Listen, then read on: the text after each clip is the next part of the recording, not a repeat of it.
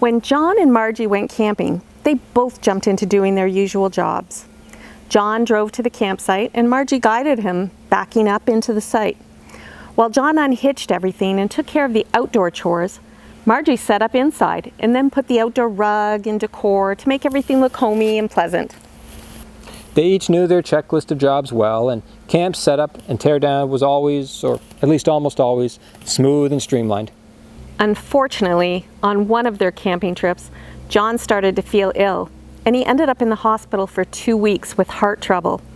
This is when the problem began, because Margie realized that she didn't know how to do all the jobs that John had been doing all these years, and she needed to get the RV packed up and towed back home so she could focus on helping John in the hospital.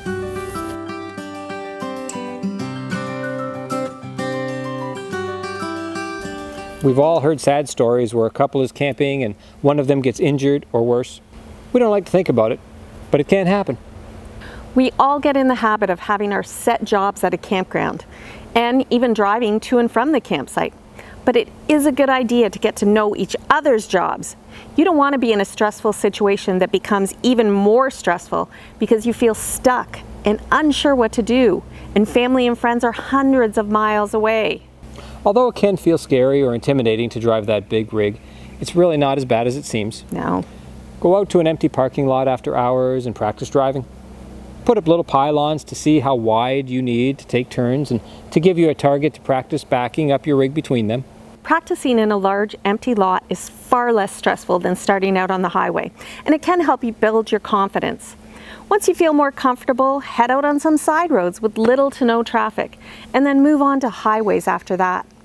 If you have a long stretch of straight driving on your trip, this can be a great opportunity to take the wheel from the usual driver and make sure you're familiar with the feel of your rig on the road.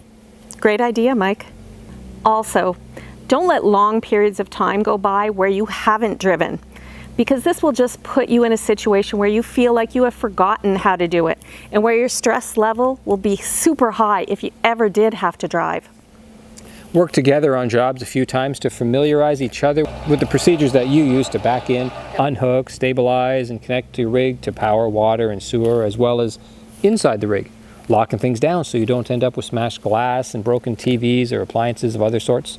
Be patient and kind with one another when sharing your jobs. Remember, it might seem like common sense to you, but you've been doing this over and over for a long time, and it wasn't common sense when you first started. Switch jobs. You do your partner's job, and your partner does yours. The first few times, you may need to consult one another to verify that you've done it correctly. Yeah? And that's okay. This is how everyone learns. Create checklists. Bathroom doors locked, shower caddy, got a bug on my neck. Yeah. Bathroom, lying down room, roof vents are closed, cupboard doors are closed, entry. We have ours on our phones, but use whatever works best for you. Phone, clipboard, paper taped on the inside of a cupboard. The checklist should be thorough and walk you through both setting up and packing up. This way you can always refer to the checklist to confirm that all the jobs necessary for safe travel has been completed before moving your RV. Try setting up and taking down your entire setup alone, while your partner goes for a walk or reads a book nearby. Switch, and you relax while she sets up or takes everything down alone. Do this a few times until you are confident that you can handle this alone if necessary. As we said before, we don't want to think about something bad happening to our partner, but sometimes accidents happen. If you end up in this situation, do your best to stay calm. Take some deep breaths and know you have prepared for this situation. Refer to your checklist and then go over the checklist in its entirety once more before you jump in your vehicle to drive away. You can ask for help from other campers if you're stuck, but know that you know your rig better than anyone else. There have been many incidences where someone else will jump in to help out, not realizing that you have a different setup than theirs, and they end up damaging your trailer or tow vehicle. Not good.